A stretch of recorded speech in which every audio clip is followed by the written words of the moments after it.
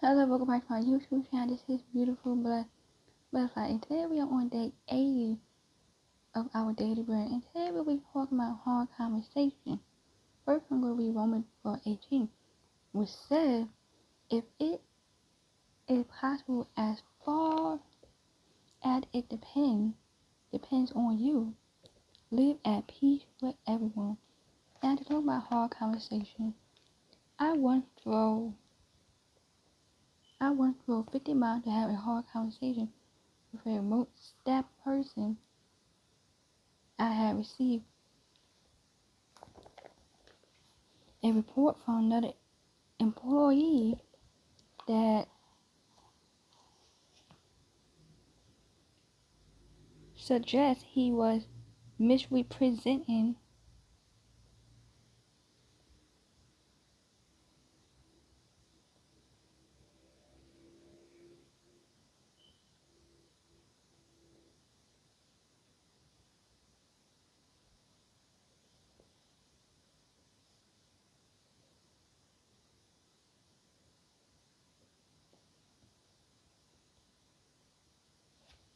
misrepresent,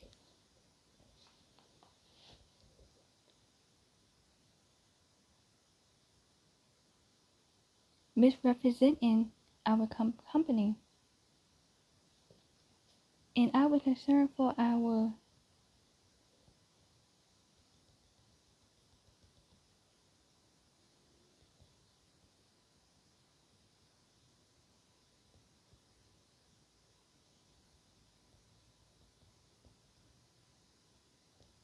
reputation, reputation. I felt nudged, nudged, nudge,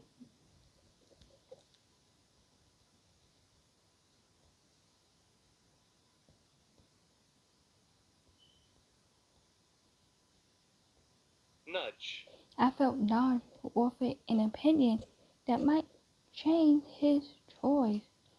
In 1 Samuel 25, an unlikely person took great personal risk to confront a future king of Israel who was about to make a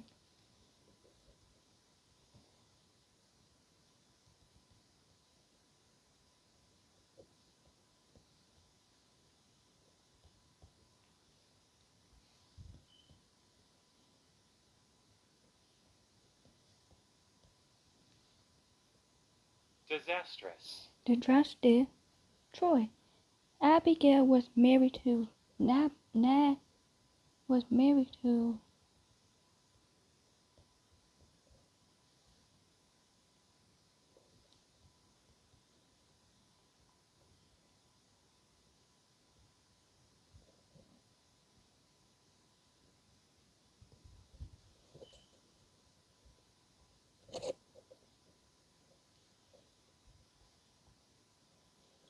We are looking at how to pronounce these names as well as how to say more interesting but often confusing biblical names, so make sure to stay tuned to the channel.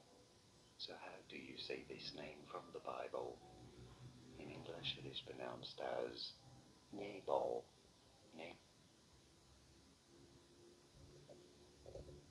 and Abigail was married to Nabal, who traveled to matches the meaning of his name. Fool. Nabu had refused to pay David and his troops the customary rate for protecting his livestock. Hearing that David planned a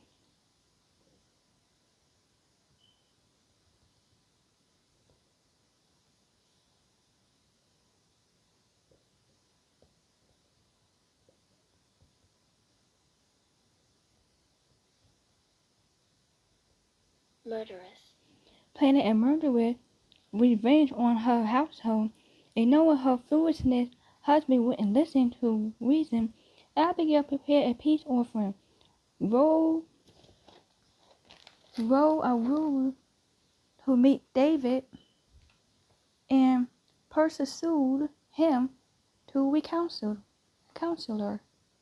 How did Abigail accomplish this?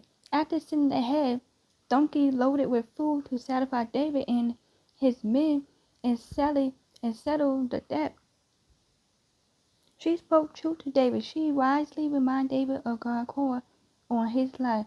If he resists his desire for revenge when God made him king, he wouldn't have on his conscience the staggering burden on needless bloodshed.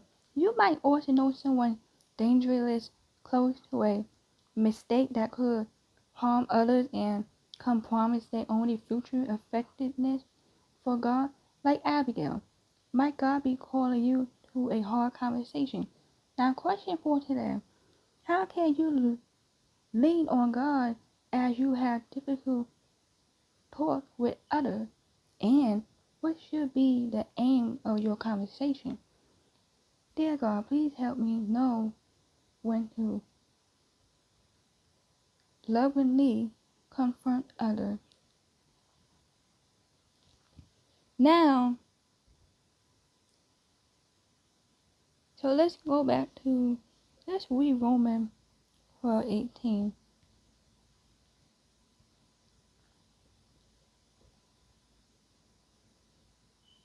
Romans 12:18.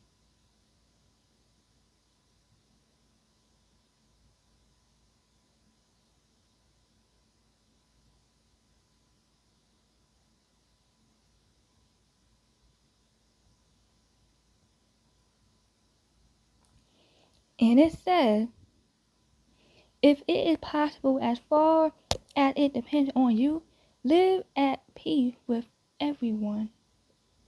Now, let's go to, let's see.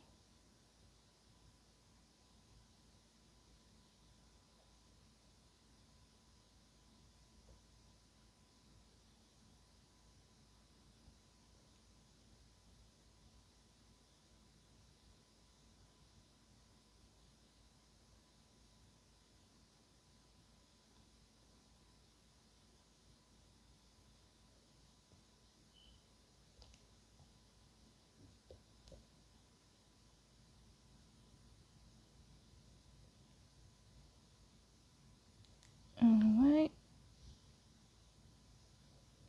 Now,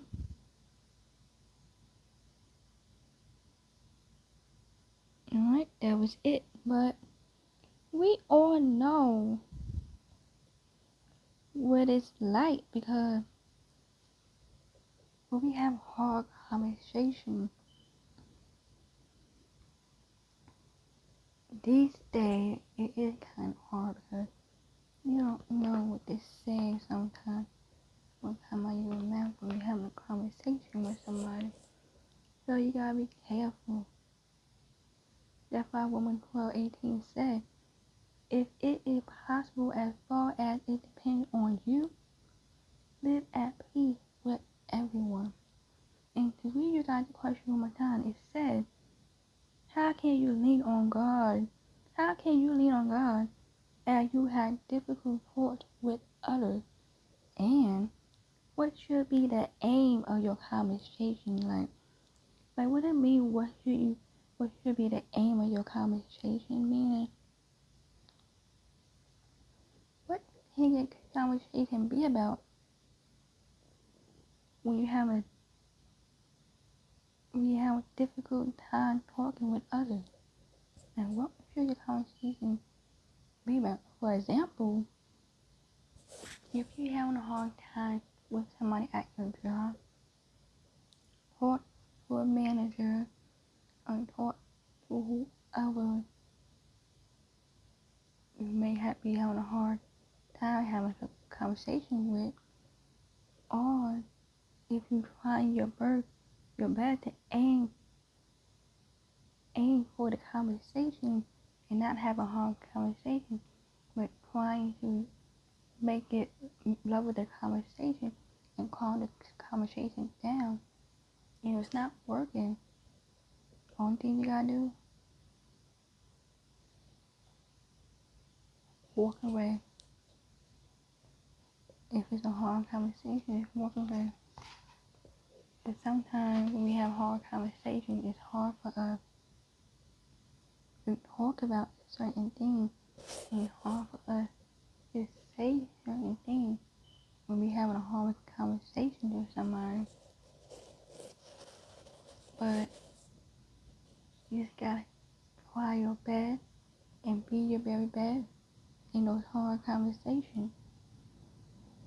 Even if you have burden on somebody, even if you're trying to do something that's negative, turn that negative conversation into something positive, because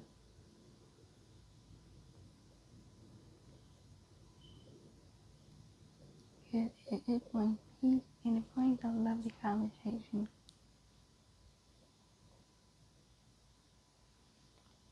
And you want to have a lovely conversation. You want to have positive conversations. You don't want conversations that's going to turn deadly, that's going to keep on turning into fights Lovingly. and it's not solving nothing. Sometimes some conversations are just meant to walk away. Okay, it wasn't meant for you to fix it.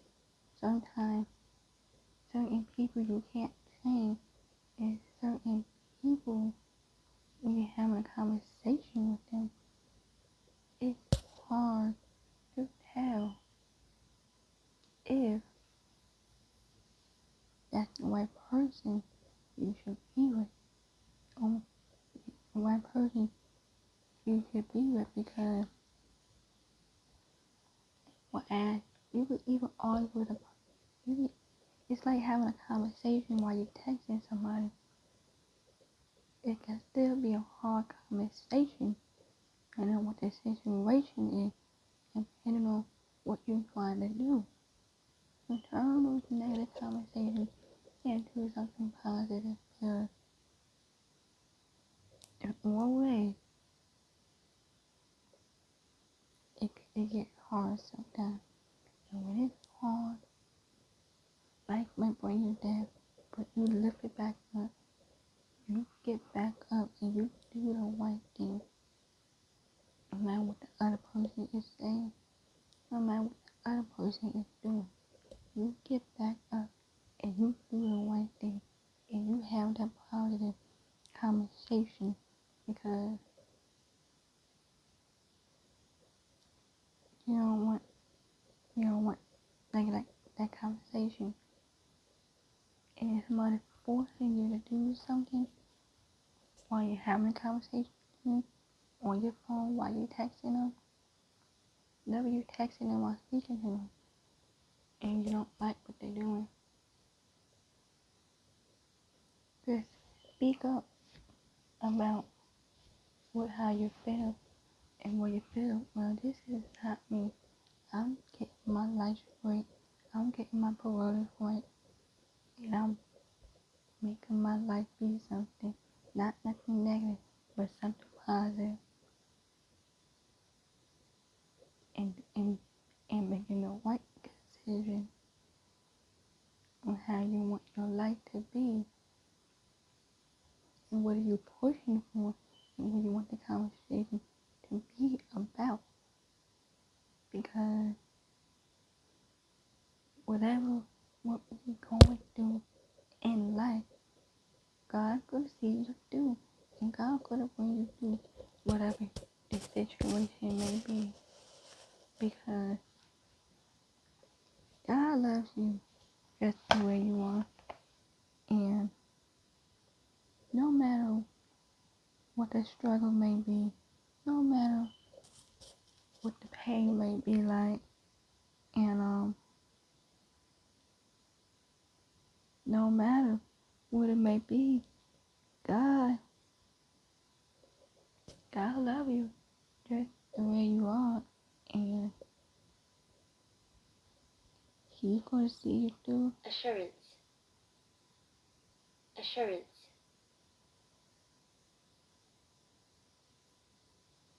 And no what you're going through, it's God gonna see you through. So this Assurance. Assurance. they see you through. And just like this, may God strengthen you with his love, fill you with his assurance, bless you with his peace, and hold you in his arms as you trust him with every detail of your day. So no matter what you're going through, and no matter what we're facing in life,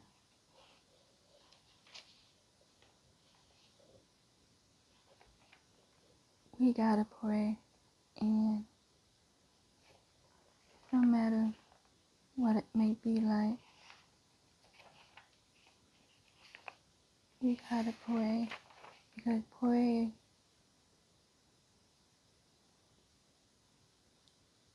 is everything. And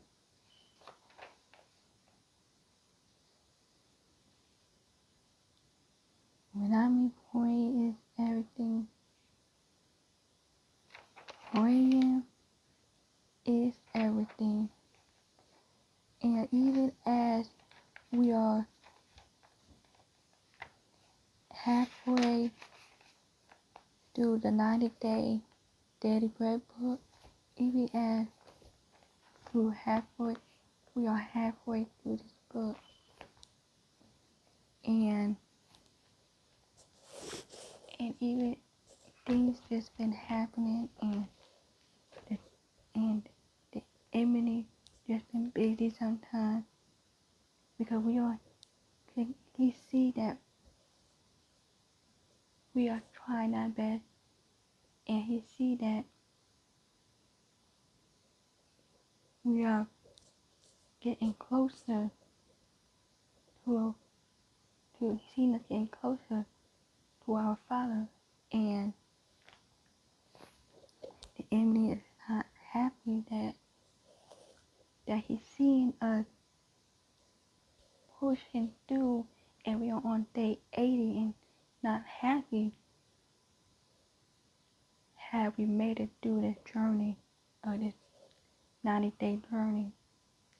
And he's not getting happy, because trust me, as I'm looking through the rest of this book, y'all gonna thank me, because there's some deep stuff there that you actually get closer to the end of the book. And he's not happy that there's things that's near the end of the book that's going to change our life forever. And trust me, and as we getting near to the deepest conversation, he's not getting happy, because he's throwing anything. Emily is going to throw anything ahead of us to stop us from getting closer to God, and stopping us trying everything. Like, he tried to say, like, I only had a minute and something to record something, but God blocked the enemy, and now this conversation is going on, and it's way past a minute, and he's not happy. But as we get near the end of this book, there's a deep conversation in the back, and yes, we're going to get there, because the conversation gets deeper, and sometimes it gets personal, and he's not happy, because when I'm looking at it, it's going to change your life, because and the conversation gets deep, and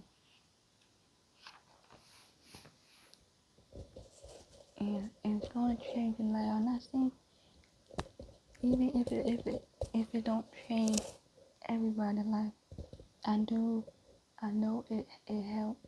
It changed most of us young people who make a difference in this world and trying our best to do the right thing. No, we're not just trying to do the right thing. We are doing the right thing. And we're not just trying to get closer to God. We are getting closer to God. And we're not gonna let anything, not even the enemy, come between us and our Heavenly Father. We're not gonna let nobody stop us from getting closer.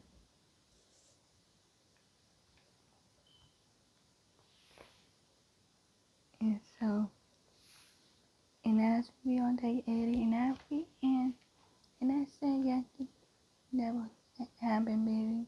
You know, everybody have been busy because even though we have been on this 90-day journey and we reading it each day, it's like something tries to stop you or something trying to tell you something, but we're not listening to it because we know the difference between the enemy and we know the difference between our Father.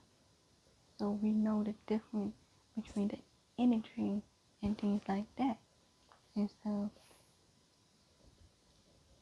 we are doing things so we can go to heaven, so we can have peace in our life, so we can be up there with our Father, and so we can be up there rejoicing and have love and peace and happiness in our lives. And yes, it's gonna be a beautiful day because heaven is the most beautiful place you can ever be because it's happiness, there's joy, there's peace, and there'll be love there. And we all looking for somebody to love us. Because God loves us, and just as we love other people, and once you love, the ones you spend the most time with, and that is what God trying to get other people in this world to get. If we had more love in this world and less hate, we would have like this world would be so much happier, and we don't have to worry about if you ordering food from DoorDash and Grubhub. We don't have to worry about did somebody touch my food or why is this open? Oh no, yeah, this was open. Write a complaint to the restaurant to see if it's name is not. It was DoorDash, but you have to be careful, and that's why you should always pray over your food because you don't know. Most of the time we don't know what we're eating. Yes, most of the time we know what we're eating. It's usually mostly animal or sometimes plant, whatever it's in the food. That's why we always pray. And when we pray, prayer changes everything. Everything. When we pray, we begin to heal emotionally and physically. When we pray, prayer changes. When we pray, it turns our physical mind to something positive instead of something negative. When we pray,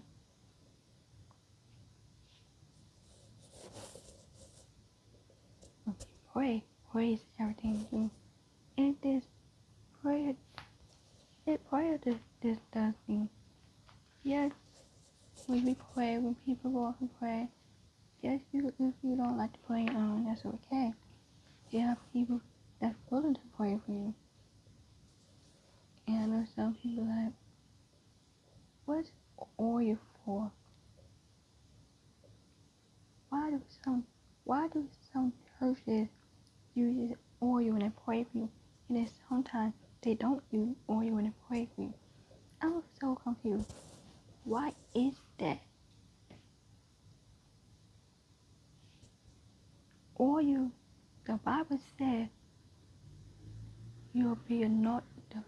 be anointed with oil from the crown to your head down to the sole of your feet, saying you will be anointed with oil from the crown to your head to the sole of your feet. So you have been anointed. You have been anointed with oil, and that oil is going to heal you for what you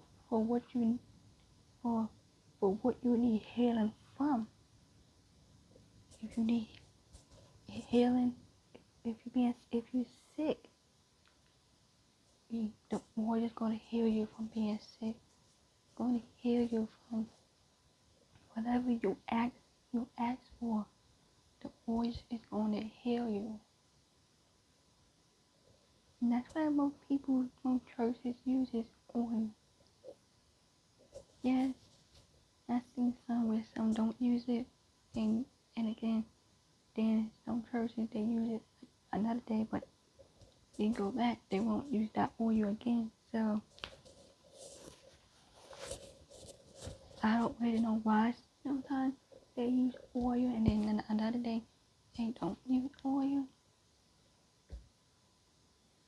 But that's something you would have to ask them, because I'm not really sure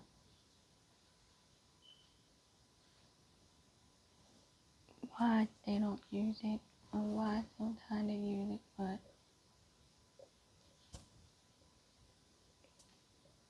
I guess it depends.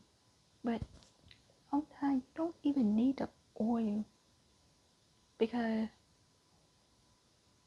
usually the pastors or deacons or evangelists who was praying for you, they will put a little bit of oil on their hand, and then they will pray while they're rubbing the oil on their hand and wiping it around, and then they will just come to you and they will pray for you. But just because you're not seeing them with the oil doesn't mean they're not actually using oil. Because the church I've been to, they actually did it. They put the oil in their hand, and they pray while they're rubbing the oil on them. And then they go up to the person and ask them what they need pray for while rubbing the oil. Then they rubbing the oil onto your hands and stuff. So technically, they're still using oil on you, just not in the way that you want them to be. But sometimes they would take a little on their finger and then put it on your forehead. But it just depends on the person and on that person's needs. So you just gotta keep trying to push towards that. But other than that, that's all I'm going to say. And just remember, it is possible as far as it depends on you. Live at peace with everyone. Just live at peace. You know, I want to be one thing that person's life. Just say, I can't no longer do this no more. I want to stay friends, we just stay friends. No longer want to be in a relationship with you, because it's not going nowhere. It's too toxic or it's too negative for me. I have nothing in common, and I'm just tired of it. And no, can't do this no more.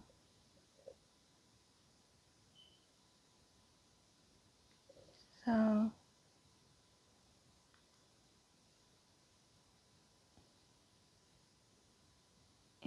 it's just as it is. So, but other than that,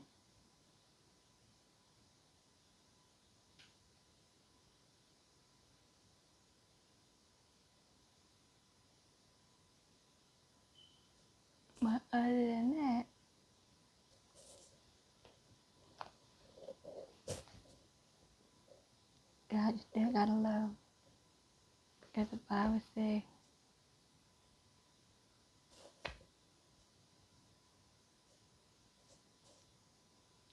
love your enemy because it will drive it.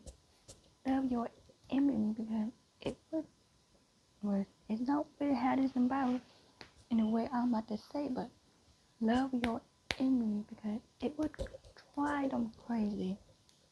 It really will. Because they would even know why you still want to why you still talk to them, and why you still trying to be their friend. But the Bible do say love your enemy and love those that hate you. And probably not in that way, but you gotta love your enemy and love those that hate you. No matter what the situation may be, no matter what you're going through,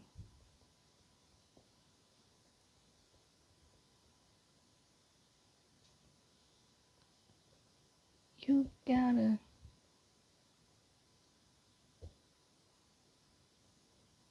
love your enemy.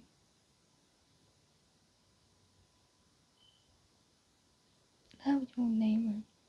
Love those that hate you.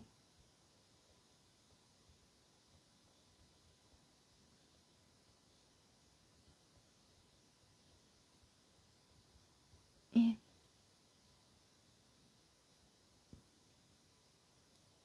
in John 15:19 said, if you belong to the world, it will love you as its own, as it is. You do not belong to the world, but I have chosen you out of the world. That is why the world hates you. So, and that is what Jesus is saying. John 15:19. If you belong to the world, it will love you as its own, as it is. You do not belong to the world, but I have chosen you out of the world. That is why the world hates you. And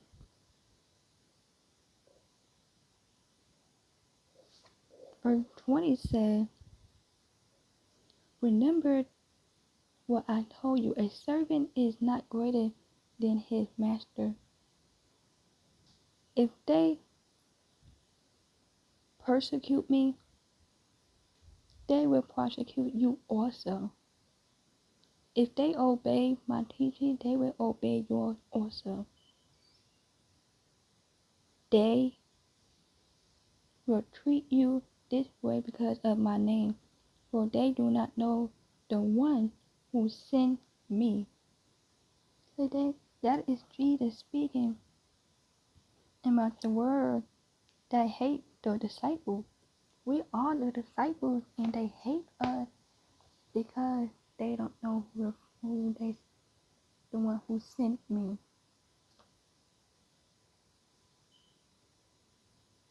And verse 22 says, if I had not come and spoken to them, they would not be guilty of sin. But now they have no excuse for their sin. Verse 23 says, whoever hates me, hates my Father as well. Verse 24 says, if I had not done among them the work no one else did, they would not be guilty of sin. As it is, they have sinned, and yet they had hated both me and my Father. Verse 25 says, but this is to fulfill what is written in their law. They hate me without reason.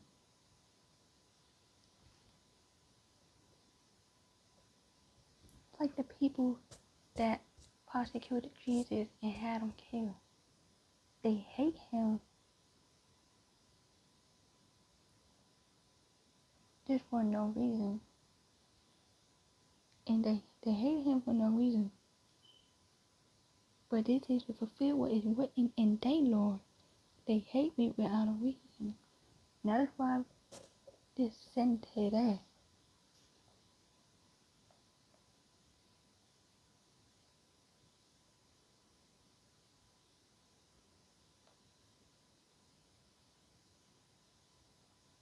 that is what they were saying. Oh, here we go. This is what I was talking about. 2 Samuel 19:6 said, "You love those who hate you and hate those who love you. You have made it clear today that the commander and they men mean nothing to you. I see that you will be pleased if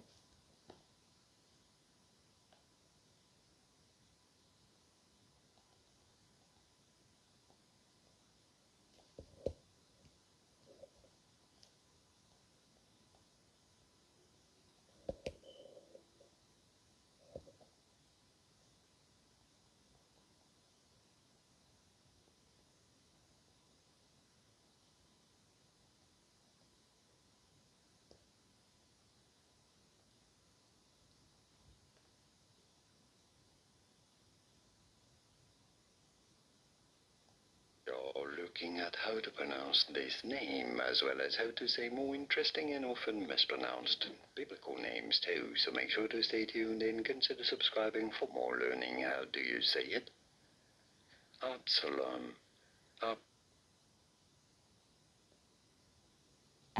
Absalom. If Absalom were alive today and all of us were dead.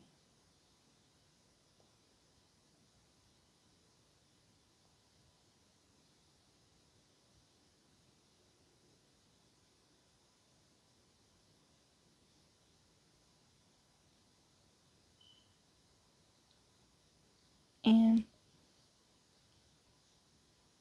that is what the Bible was saying.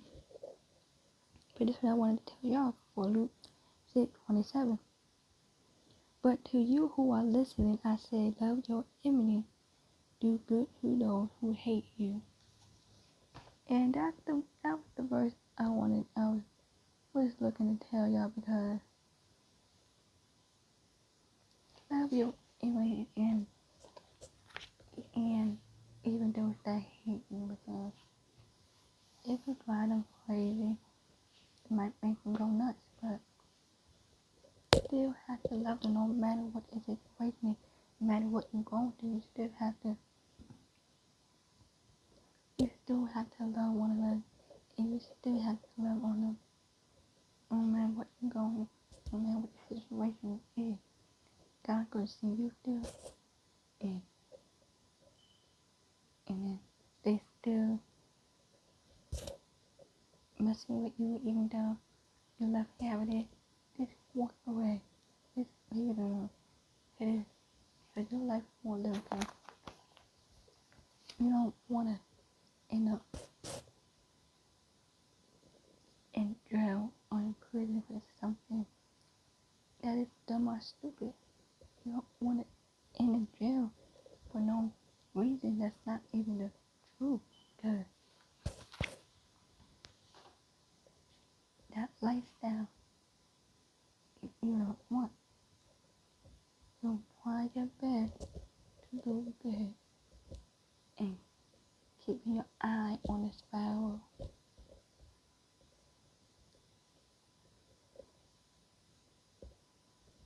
Because God, He's watching over you.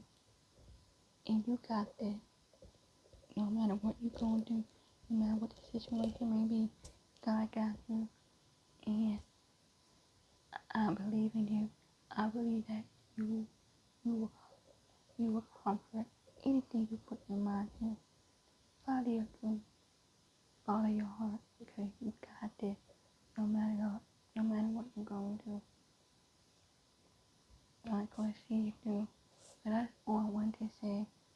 And just remember, comment down below, like, share, subscribe.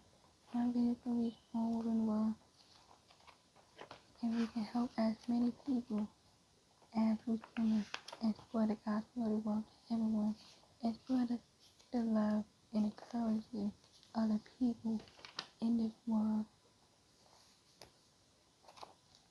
that needs to be encouraged.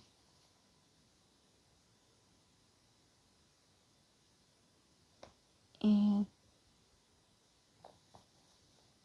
tomorrow's lesson is on the one side. And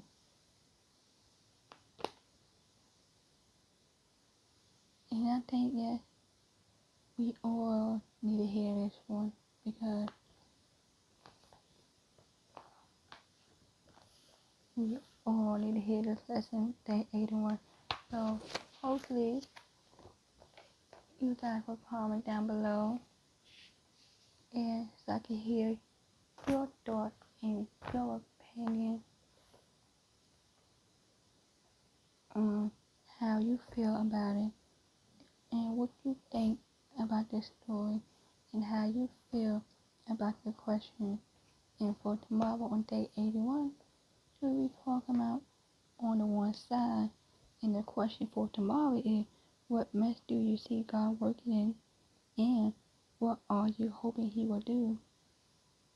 And tomorrow, word we go reading from Philippians 1:12, which said, what had happened to me had actually served to advance the gospel. So we'll be reading in Philippians tomorrow and talking about the one side. And that is it for today. I love you guys. Hope you guys enjoy the rest of your day, the rest of your evening, the rest of your night. And I love you guys. And I will talk to you guys later. Talk to you later.